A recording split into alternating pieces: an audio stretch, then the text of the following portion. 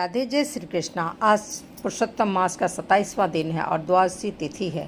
तो आज चलते हैं कथा में। राधे राधे जय श्री कृष्णा। कथा की गंगा में डुबकी लगाते हैं। इसमें आज पहले भाग श्री भागवत पुराण श्रीमद् भागवत पुराण की कथा अमृत में आज महाराज परीक्षित का कलि को दंड देना और पुनः पुरुषोत्तम योग, उसके बाद पुरुषोत्तम मास की कथा। तो चलिए कथा की गंगा में डुबकी लगाते हैं। हिमालय के उन चमचमाते बर्फ से ढकी हुई घाटियों के रास्तों पर चलते हुए कहा जाता है कि पांडव विलुप्त हो गए, या कहिए कि स्वर्ग को प्राप्त हो गए। युधिष्ठिर ने पौत्र परीक्षित को राज्य पर बैठा दिया। सिंहासन पर बैठते ही राजा परीक्षित ने बड़ी कुशलता से शासन के बागडोर संभाली। उन्होंने सभी दिशाओं में अपनी नजरें रखीं और अधर्म का उन्होंने नाश किया। तो आइए आज उन्हीं परीक्षित की धर्म गाथा और चतुर्दिक विजय की कहानी को आज सुनते हैं श्रीमद् भागवत कथा अमृत में। महाराज परीक्षित एक महान भगवत भक्त के रूप में संसार पर राज्य किए। उन्होंने उन महान गुणों द्वारा शासन चलाया जिनकी भविष्यवाणी उनके जन्म के समय विद्वान ज्योतिषियों ने की थी। जन्म के समय विद्वान ज्योतिषियों ने उनके गुणों की भविष्यवाणी की थी। श्री भगवान के महान भक्त होने के कारण राजा परीक्षित में समस्त गुणों का विकास हो सका। क्यों हो सका? क्योंकि वास्तविक योग्यता भगवत भक्त होना है, और जो व्यक्ति भगवत भक्त होगा और तो उसके अंदर धीरे धीरे सभी सद्गुणों का विकास अपने आप होता चला जाएगा। तब महाराज परीक्षित महाभागवत या प्रथम श्रेणी के भगवान के भक्त थे, जो न केवल भक्ति के विज्ञान में दक्ष थे, अब तो अपने दिव्य उपदेशों से अन्य व्यक्तियों को भी भक्त बनाने में समर्थ थे। तो राजा परीक्षित ने राजा उत्तर के पुत्र इरावती से विवाह किया और उनसे उन्हें ज्येष्ठ पुत्र महाराज जनमेज सहित 4 पुत्र प्राप्त हुए। उन्होंने अपने कृपाचार्य को अपना गुरु चुना और गंगा के तट पर उन्होंने 3 अश्वमेध यज्ञ संपन्न किए। उन्हें आगंतुकों और निमंत्रितों को उन्होंने पर्याप्त दक्षिणा देकर इस यज्ञ को उन्होंने संपन्न किया। इन यज्ञों में सामान्य लोग भी देवताओं का दर्शन पा सके। तो कहने का तात्पर्य है कि महाराज परीक्षित इतने बड़े भगवत भक्त थे कि सामान्य व्यक्ति भी देवताओं का दर्शन पा सके, जो कि उन पर भगवान की विशेष कृपा प्राप्त थी। तो एक बार महाराज परीक्षित विश्व विजय करने निकले। उनके महाराज परीक्षित के अंदर में बहुत सारे छोटे छोटे राज्य थे, तो उन सबों को देखभाल करने के लिए एक बार वे भ्रमण के लिए निकले, विश्व विजय के लिए। उन्होंने देखा कलयुग का स्वामी, जो क्षुद्र से भी निम्न था, राजा का वेश धारण करके गाय तथा बैल की जोड़ी के पांवों पर प्रहार कर रहा है। जो ही महाराज परीक्षित उसे देखते हैं, तुरंत ही उस क्षुद्र को पकड़ लेते हैं। कलयुग का अर्थ ही है कुव्यवस्था तथा कलह। इस कुव्यवस्था तथा कलह का मूल कारण यह है कि निम्न श्रेणी के निकम्मे व्यक्ति, जिनकी कोई उच्चतर महत्वाकांक्षा नहीं होती है, राज्य के प्रबंध में अग्रणी बन जाते हैं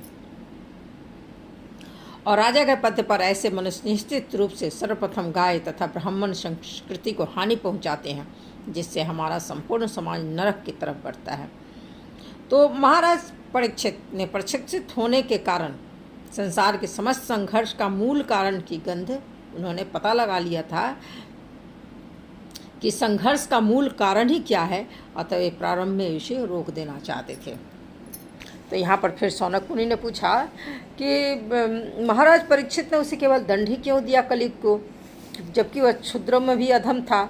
उसने राजा का वेश बना रखा था तथा गायों के पैर पर प्रहार कर रहा था। और इसके साथ साथ वे भी बोलते हैं, अगर ये कथाएं, ये घटना यदि भगवान श्री कृष्ण की कथा से संबंधित हो, तभी आप इनका कृपया वर्णन करें। कृष्ण कथा में रुचि रखते थे, और कृष्ण कथा से जो भी विषय संबंधित हो वह श्रवण करने योग्य होता है।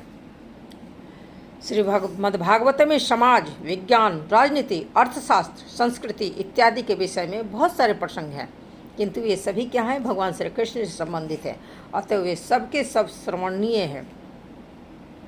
और भगवान कृष्ण सभी विषयों के शुद्ध कर्ता कारक है। का मुख्य लक्षण यह भी है कि निम्न जाति के शूद्र अर्थात ब्राह्मण संस्कृति तथा आध्यात्मिक दीक्षा से रहित मनुष्य प्रशासक या राजाओं का वेश धारण करते हैं, और ऐसे क्षत्रिय शासकों का मुख्य व्यवसाय होगा निर्दोष पशुओं का, विशेष रूप से गायों तथा बैलों को जान से मारना। पतित वैश्य जो होते हैं गायों को पशु वध केंद्रों में पहुंचाने में संलग्न रहते हैं। महाराज परीक्षित देखते हैं क्या है कि एक नीच जाति का शूद्र राजा का वेश बनाए गाय तथा बैल को लाठी से पीट रहा है, मानो उनका कोई स्वामी न हो, और बैल इतना धवल था जैसे श्वेत कमल पुष्प हो। वह उस शूद्र से बहुत ज़्यादा भयभीत था जो उसे मार रहा था। वो इतना डरा हुआ था कि एक ही पैर पर खड़ा थर थर काँप रहा था और पेशाब कर रहा था। यद्यपि गाय उपयोगी है क्योंकि उससे धन प्राप्त होता है, किंतु जब वह दीन तथा बछड़े से रहित हो जाती है, उसके पांव पर शूद्र प्रहार कर रहा था। उसकी आंखों में आंसू थे और वह अत्यंत दुखी तथा कमजोर थी, और खेती भूखी हुई थी और थोड़ी सी घास के लिए भी ललायित थी।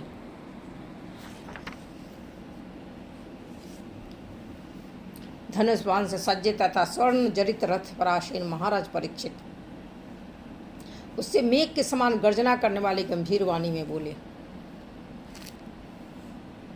तुम कौन हो? तुम बलवान प्रतीत हो रहे हो, फिर भी तुम उन असहायों को मारने का साहस कर रहे हो जो मेरे संरक्षण में है।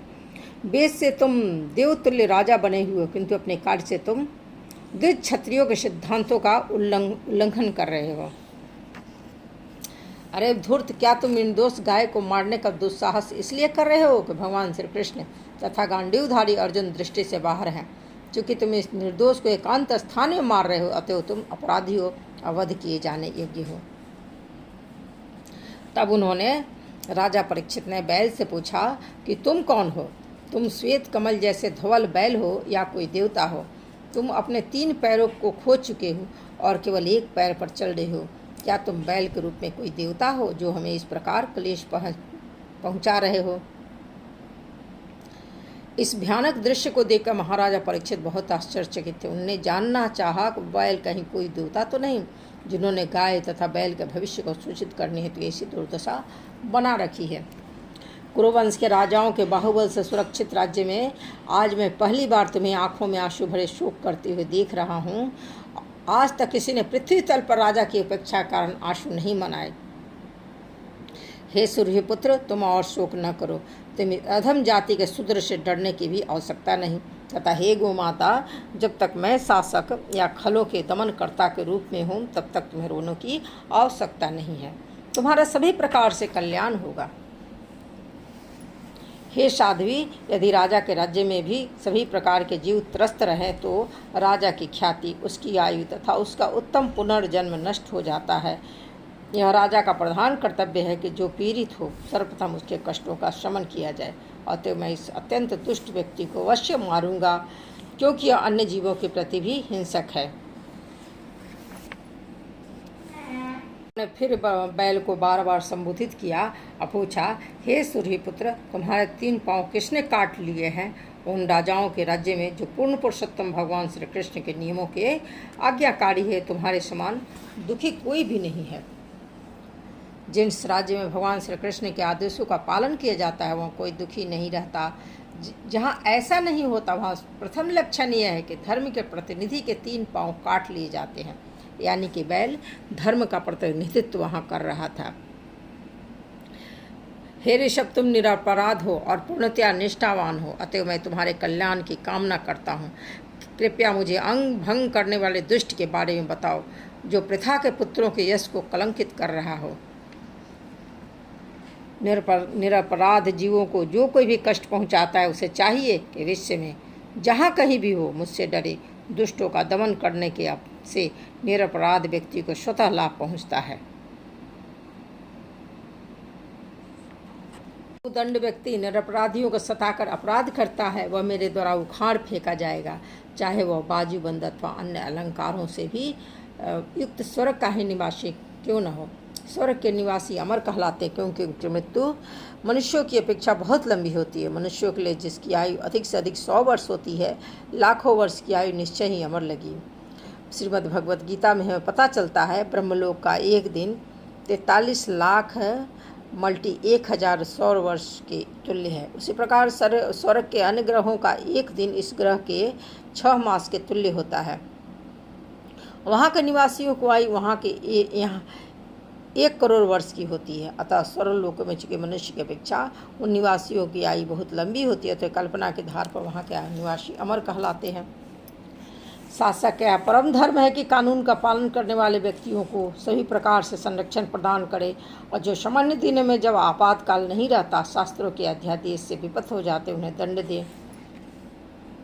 धर्म ने कहा। जब महाराज परीक्षित पूछते हैं तो धर्म कहता है, अभी आपने जो शब्द कहे हैं वे पांडव वंशीय व्यक्ति के लिए सर्वथा उपयुक्त हैं। पांडवों के भक्तिपूर्ण गुणों से मोहित होकर ही भगवान श्री कृष्ण ने दूत का कर्तव्य निभाया। हे पुरुष श्रेष्ठ, निश्चित कर पाना कठिन है किस दुष्ट ने हमें यह कष्ट पहुंचाया। धर्म को ही पता नहीं है कि इसके 3 पाँव किसने काट दिया, क्योंकि हम सैद्धांतिक दार्शनिकों से भिन्न भिन्न मतों से भ्रमित हैं। धर्म रूपी बैल तथा पृथ्वी रूपी गाय अच्छी तरह से परिचित थे कि मूर्तिमंत कल ही उनके क्लेशों का कारण है। फिर भी भक्तों के रूप में वे यह भी जानते थे कि श्री भगवान की अनुमति के बिना कोई उनको कष्ट नहीं पहुंचा सकता। पद्म पुराण के अनुसार हमारे वर्तमान क्लेश पाप रूपी लता में फल लगने के कारण होते हैं, किंतु शुद्ध भक्ति का आचरण करने से वे पाप के अंकुर भी धीरे धीरे मुरझा जाते हैं। इस प्रकार उत्पात मचाने वालों को देखते हुए भी भक्त उन्हें कष्ट पहुंचाने का दोषी नहीं ठहराते। वे मान लेते हैं कि उत्पाती व्यक्ति किसी अप्रत्यक्ष कारण से ऐसा कर रहा है, अतः वे कष्टों को ईश्वर द्वारा मात्र कम करके दिए गए समझकर सहन करते, अन्यथा उनके कष्ट और भी भारी होते। महाराज परीक्षित प्रत्यक्ष उत्पीड़क के विरुद्ध आरोप प्राप्त करना चाहते, किंतु उन्होंने उपयुक्त आधार पर ऐसा करने से मना कर दिया। फिर भी मनोधर्मी दार्शनिक श्री भगवान की अनुमति को मान्यता नहीं देते। सभी प्रकार के दैत्यों का अस्वीकार करने वाले कुछ दार्शनिक यह घोषित करते हैं कि मनुष्य अपने सुख तथा दुख के लिए स्वयं उत्तरदायी है। अन्य लोग कहते हैं कि दैवी शक्तियाँ इसके लिए जिम्मेदार है, जबकि कुछ लोग ऐसे भी कहते हैं कि इसके लिए कर्म जिम्मेदार है, और जो निपट भौतिकवादी वे मानते हैं प्रकृति उनका अंतिम कारण है। कुछ ऐसे भी चिंतक हैं जिनका विश्वास है कि न तो तर्क द्वारा कष्ट का कारण निश्चित किया जा सकता है, न उसे कल्पना से जाना जा सकता है, न ही शब्द द्वारा उसे व्यक्त किया जा सकता। अतः हे राजर्षि, आप अपनी बुद्धि से यह सोचकर अपने आप निर्णय करें। तो सुध गोस्वामी जी कहते हैं, हे ब्राह्मणों में श्रेष्ठ, धर्म को इस प्रकार बोलते सुनकर राजा परीक्षित से बहुत संतुष्ट हुए। बिना किसी त्रुटि या खेद के उन्होंने इस प्रकार उत्तर दिया। राजा ने कहा, हो तुम बैल के रूप में हो, तुम तो धर्म के सत्य से परिचित हो, और तुम सिद्धांत के अनुसार बोल रहे हो कि अधार्मिक कर्मों के अपराधी के लिए नियत गंतव्य वही है जो इस अपराधी की पहचान करने वाले की। तुम साक्षात धर्म के अतिरिक्त अन्य कोई नहीं हो। परीक्षित उन्हें पहचान जाते हैं कि ये धर्म ही है। निष्कर्ष यह निकलता है, श्री भगवान की शक्तियाँ अचिंत्य हैं। कोई न तो मानसिक चिंतन द्वारा और न ही शब्द चातुर्य द्वारा उनका अनुमान लगा सकता है। सतयुग में तुम्हारे चारों पैर तपस्या, पवित्रता, दया और सच्चाई के 4 नियमों द्वारा स्थापित थे, किंतु ऐसा प्रतीत होता है कि अहंकार, काम, वासना तथा नशे के रूप में सर्वत्र व्याप्त धर्म के कारण तुम्हारे 3 पाँव टूट गए हैं। अब तुम केवल 1 पाँव पर खड़े हो, तुम्हारा सत्य है, और तुम अब किसी न किसी प्रकार से जी रहे हो, किंतु छल से फूलने फलने वाला यह कलह रूप कली उस पाँव को भी नष्ट करना चाह रहा है। निश्चय ही पृथ्वी का बोझ श्री भगवान द्वारा अन्य अवतारों द्वारा भी कम किया गया था। अब यह अवतार के रूप में विद्वान है, और तब उनके शुभ पद चिन्हों द्वारा समस्त कल्याण संपन्न होता था। अब यह सती दुर्भाग्यवश श्री भगवान द्वारा परित्यक्त होने के कारण अपने नेत्र में अश्रु भरकर अपने भविष्य के लिए शोक कर रही हैं, क्योंकि अब यह शासक जैसा स्वांग करने वाले निम्न जाति के पुरुषों द्वारा शासित तथा भोग्य हैं। इस प्रकार 1000 शत्रुओं से अकेले लड़ सकने वाले महाराज परीक्षित ने धर्म तथा पृथ्वी को सांत्वना दी। तब उन्होंने समस्त अधर्म के कारण साक्षात कली को मारने हेतु अपनी तलवार निकाल ली। जब कली ने समझ लिया कि राजा उसको मार डालना चाह रहे हैं, तो उसने तुरंत ही राजा को वेश त्याग दिया और भयभीत होकर अपना सिर झुकाकर पूर्ण रूप से उनके समक्ष आत्मसमर्पण कर दिया। शरणागत के रक्षक तथा इतिहास में प्रशंसनीय महाराज परीक्षित ने इस दीन शरणागत तथा पतित कली को मारा नहीं, अब तो वे दयापूर्वक मुस्कुराने लगे, क्योंकि वे भी दीनवत्सल थे। राजा ने इस प्रकार कहा, हम अर्जुन के यश के उत्तराधिकारी हैं और चूंकि मैं हाथ जोड़कर मेरी शरण में आए हो तो तुम्हें अपने प्राणों का भय नहीं होना चाहिए, लेकिन तुम मेरे राज्य में रह नहीं सकते क्योंकि तुम अधर्म के मित्र हो। यदि कली रूपी अधर्म को नरदेव अर्थात किसी कार्यकारी प्रशासक रूप में कर्म करने दिया जाता है तो निश्चय ही लोभ, असत्य, डकैती, अशिष्टता, विश्वासघात, दुर्भाग्य, कपट, कलह तथा दम्भ जैसे अधर्म का बोलबाला हो जाएगा। अतः हे अधर्म के मित्र, तुम ऐसे स्थान के योग्य नहीं हो जहाँ पर बड़े बड़े पंडित पूर्ण पुरुषोत्तम भगवान को प्रसन्न करने हेतु सत्य तथा धार्मिक नियमों के अनुसार यज्ञ करते हों। समस्त यज्ञोत्सव में यद्यपि कभी कभी कोई देवता की पूजा की जाती है, लेकिन पूर्ण पुरुषोत्तम भगवान को इसलिए पूजा जाता है क्योंकि वे प्रत्येक के अंतरात्मा है और वायु के समान अंदर तथा बाहर विद्वान रहते हैं। इस प्रकार केवल वे ही हैं जो पूजा करने वाले का समग्र कल्याण करते हैं। सूत गोस्वामी कहते हैं, इस प्रकार महाराज परीक्षित द्वारा आदेश दिए जाने पर कली भय से थरथर कांपने लगा। राजा को अपने समक्ष यमराज के समान मारने हेतु उद्धत देखकर कली ने राजा से इस प्रकार कहा, हे राजा, मैं आपकी आज्ञा से चाहे जहाँ कहीं भी रहूँ, जहाँ कहीं भी देखूँ, वहाँ केवल आपको ही धनुष बाण लिए देखूँगा। अतः हे धर्म के रक्षकों के में श्रेष्ठ, कृपा करके मेरे लिए कोई स्थान निश्चित कर दे जहाँ मैं आपके शासन के संरक्षण में अस्थायी रूप से रह सकूं। श्री सूत गोस्वामी कहते हैं, कलयुग द्वारा इस प्रकार याचना किए जाने पर महाराज परीक्षित ने उसे ऐसे स्थानों पर रहने की अनुमति दी जहाँ पर जुआ खेलना, शराब पीना, वेश्यावृत्ति तथा पशुवध होते हैं। कली ने जब कुछ और याचना की तो राजा ने उसे उस स्थान में रहने की अनुमति प्रदान की जहाँ सोना उपलब्ध हो, क्योंकि जहाँ जहाँ स्वर्ण होता है वहीं पर असत्य, मद, काम, ईर्ष्या तथा वैमनस्य रहता है। इस प्रकार उत्तरा के पुत्र महाराज परीक्षित के निर्देश से कली को उन 5 स्थानों में रहने की अनुमति मिल गई। अतः कोई भी विशेष रूप से राजा, धर्म उपदेशक, जन नेता, ब्राह्मण तथा सन्यासी जो अपनी भलाई चाहते हैं, उन्हें उपयुक्त 4 अधार्मिक कार्यों के संपर्क में कभी नहीं आना चाहिए। आज श्रीमद् भागवत अमृत में आज ये कथा यहीं तक। राधे राधे, जय श्री कृष्णा। कल पुनः अगले वीडियो में मिलूंगी आप लोगों को। अगर वीडियो अच्छा आप लोगों को लगता है तो कृपया आप लाइक करें, सब्सक्राइब करें। आज का सुनते हैं पुरुषोत्तम योग। श्री भगवान उवाच, ऊर्ध्वमूलम् अधः शाखाम् अगस्त्वं प्राहुरव्ययं छन्दांसि यस्य पर्णानि यस्तं वेद स वेदवित्। भगवान ने कहा जाता है कि एक शाश्वत अगस्त का वृक्ष है जिसकी जड़ें तो ऊपर की ओर है, शाखाएं नीचे की ओर और पत्तियां वैदिक स्रोत हैं। जो इस वृक्ष को जानता है वह वेदों का ज्ञाता है। अधः च ऊर्ध्वं प्रसूतास्य शाखा गुण प्रबद्धा विषय प्रवाला अधः स च मूल्यानि अनुशंसतानि कर्म अनुबंधनी मनुष्य लोके। इस वृक्ष के शाखाएं ऊपर तथा नीचे फैली हुई हैं, प्रकृति के 3 गुणों द्वारा पोषित हैं। इसके टहनियाँ इंद्रिय विषयक हैं। इस वृक्ष के जड़ें नीचे की ओर भी जाती हैं जो मानव समाज के सकाम कर्मों से बंधी हुई हैं। न रूपम अस्य इह तथो उपलब्धते नान्तो नाचा आदि न संप्रतिष्ठता अगस्तवेन शिबिरिमूलम् असंख्य शस्त्रेण दृढ़ेन छित्त्वा ततः पदं परे ततः परिमार्जित गव्यम् यस्मिन् गता न निर्वर्तन्ते भूर्य तमेव चा आद्य पुरुषं प्रपते यतः प्रवृत्ति प्रसूता पुराणी। इस वृक्ष के वास्तविक स्वरूप का अनुभव इस जगत में नहीं किया जा सकता। कोई भी नहीं समझ सकता कि इसका आदि कहाँ है, अंत कहाँ है या इसका आधार कहाँ है। लेकिन मनुष्य को चाहिए कि इस दृढ़ मूल वाले वृक्ष को विरक्ति के शस्त्र से काट गिराए। तत्पश्चात उसे ऐसे स्थान की खोज करनी चाहिए जहाँ पर जाकर लौटना न पड़े, जहाँ उस भगवान की शरण ग्रहण कर ली जाए, जिसे अनादिकाल से प्रत्येक वस्तु का सूत्रपात तथा विस्तार होता आया है। निर्माण मोहा जित संग दोषा आध्यात्म नित्या विनिवृत्त कामा दंदरे विमुक्ता सुख दुख संगे गच्छन्ते अमूढ़ा पद्मम अव्ययम यत। जो झूठी प्रतिष्ठा मोह तथा कुसंगति से मुक्त हैं, वे शाश्वत तत्व को समझते हैं। जिन्होंने भौतिक काम को नष्ट कर दिया है, जो सुख तथा दुख के द्वंद्व से मुक्त हैं और जो मोह रहित होकर परम पुरुष के शरणागत होना जानते हैं, वे उस शाश्वत राज्य को प्राप्त करते हैं। न तद्भास्यते सूर्यो न शशांको न पावक यद गत्वा न निवृतन्ते तथा धाम परमम मम। वह मेरा परम धाम न तो सूर्य या चंद्रमा के द्वारा प्रकाशित होता है और न ही अग्नि या बिजली से। जो लोग वहाँ पहुँच जाते हैं वे उस भौतिक जगत को फिर से लौट कर नहीं आते।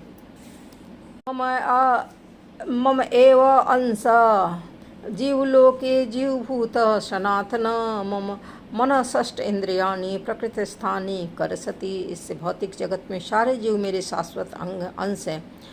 भौतिक जीवन के कारण वे 6 इंद्रियों से घोर संघर्ष कर रहे हैं, जिसमें मन भी सम्मिलित है। शरीरम यदि पर प्राप्तनोति यच अप्युक्रामतीश्वर गृहीत्वेतानि संयाति वायुर्गंध विनाशयात्। इस संसार में जीव अपने देहात्म बुद्धि को एक शरीर से दूसरे में उसी तरह ले जाता है जिस तरह वायु सुगंधि को ले जाता है। इस प्रकार वह एक शरीर धारण करता है, फिर उसे त्याग कर दूसरा शरीर धारण करता है। श्रोतम चक्षु स्पर्शनम च रसनम घ्राणमेव च अधिष्ठाय मनश्च अयम विषयान उपसेवते। इस प्रकार दूसरा शरीर धारण करके जीव प्रत्येक प्रकार का कान, आँख, जीव, नाक, स्पर्श इंद्रिय प्राप्त करता है, जो मन के चारों ओर संकुचित है। इस प्रकार वह इंद्रिय विषयों के एक विशिष्ट समुच्चय का भोग करता है। उत्क्रामंतम स्थितम वा अपि भुजानम वा गुणान्वितम विमूढ़ा पश्यन्ति ज्ञान चक्षुषम। मूर्ख न तो समझ पाते हैं कि जीव किस प्रकार अपना शरीर त्यागता है, न ही वे समझ पाते हैं प्रकृति के गुणों के अधीन वह किस प्रकार तरह से शरीर का भोग करता है। लेकिन जिसकी आँखें ज्ञान में प्रशिक्षित होती हैं वह सब देख सकता है। यतन्तो योगिनश्च च पश्यन्तु आत्मनि अवस्थितं यतन्तो अपि अकृत आत्मानां न एनं पश्यन्ति। अचेत सह आत्म साक्षात्कार को प्राप्त प्रयत्नशील योगीजन यह सब स्पष्ट रूप से देख लगते हैं, लेकिन जिनके मन विकसित नहीं है, जो आत्म साक्षात्कार को प्राप्त नहीं है, वे प्रयत्न करके भी इसे देख नहीं पाते हैं कि क्या हो रहा है। यत् आदित्यगतं तेजो जगत भास्यते अखिलं यच चंद्रमसि यच अग्रो तथा तेजो विद्धि मामकम। सूर्य का तेज जो सारे विश्व के अंधकार को दूर करता है मुझसे ही निकलता है। चंद्रमा तथा अग्नि के तेज भी मुझसे उत्पन्न है। गाम अववेश्य च भूतानि धारयम अहम ओजसा पुष्पनामी च औषधि सर्वा सोमो भूत्वा रसात्मकः। मैं प्रत्येक लोकों में प्रवेश करता हूँ और मेरी शक्ति से सारे लोग अपनी कक्षा में स्थिर रहते हैं। मैं चंद्रमा बनकर समस्त वनस्पतियों को जीवन रस प्रदान करता हूँ। अहम वैश्वानरो भूत्वा प्राणिनां देहमा आश्रित प्राण अपान समायुक्त पचा अन्यम चतुर्विधम। मैं समस्त जीवों के शरीर में पाचन अग्नि हूँ और श्वास प्रश्वास में रहकर 4 प्रकार के अन्नों को पचाता हूँ। सर्वस्य च अहम हदि सन्निविष्टो मत स्मृति ज्ञान अपोहनम च वैद्यश्च सर्वे अहमेव वेदो वेदांतकृत वेदवित च एव च अहम। मैं प्रत्येक जीव के हृदय में आसीन हूँ और मुझसे ही स्मृति ज्ञान तथा विस्मृति होती है। मैं ही वेदों के द्वारा जानने योग्य हूँ। निसंदेह मैं वेदांत का संकलन करता समस्त वेदों को जानने वाला हूँ। द्वौ इमो पुरुषो लोके क्षर च अक्षर एव च क्षर सर्वाणि भूतानि कुटस्थो अक्षर उच्यते। जीव 2 प्रकार के हैं, अच्युत तथा अच्युत। भौतिक जगत में प्रत्येक जीव च्युत होता है, आध्यात्मिक जगत में प्रत्येक जीव अच्युत होता है। उत्तम पुरुषः तु अन्य परमात्मे इति उदाहत यो लोके यह लोके त्रयम् आविश्य बिभृति अव्ययः ईश्वरः। इन दोनों के अतिरिक्त एक परम पुरुष परमात्मा है जो साक्षात अविनाशी भगवान है और जो तीनों लोकों में प्रवेश करके इसका पालन कर रहा है। यस्मात् क्षरम च अतीव अहम अक्षरात् अपि च उत्तमम् अतो अस्मिन् लोके वेदे च प्रथित पुरुषोत्तम। चूँकि मैं क्षर तथा अक्षर दोनों से पढ़े हूँ और चूँकि मैं सर्वश्रेष्ठ हूँ, अतः मैं इस जगत में तथा वेदों में परम पुरुष के रूप में विख्यात हूँ। यो यह माम एवं असम्मूढ़ जानति पुरुषोत्तमं स सर्वविद भजति माँ सर्वभावेन भारत। जो कोई मुझे संशय रहित होकर पुरुषोत्तम भगवान के रूप में जानता है वह सब कुछ जानने वाला। अतः हे भरतपुत्र, वह व्यक्ति मेरी पूर्ण भक्ति में रत होता है। इति गुहतमं शास्त्रम इदम उक्तमं मया अनघ एतत्